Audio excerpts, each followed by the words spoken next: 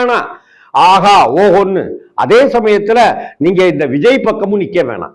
மனசுல கை வச்சு ஈரம் இருந்துச்சுனாக்க நியாயமான விஷயத்தை சொல்லுங்க. மக்கள் பக்கம் நில்லுங்க.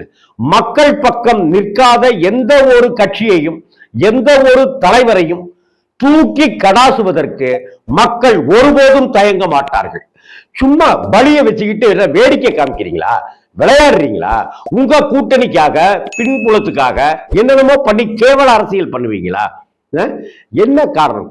இது அரசியல் பேசுவதற்கான இடம் இல்லை.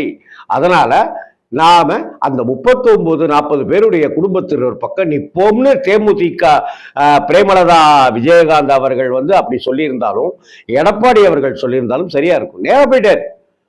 அவ்வளவு பிரச்சாரம் பயணத்தை மேற்கொண்டு இருக்கிறவர் அதெல்லாம் கேன்சல் பண்ணிட்டு நேரா போயிட்டாரு எடப்பாடி. என்ன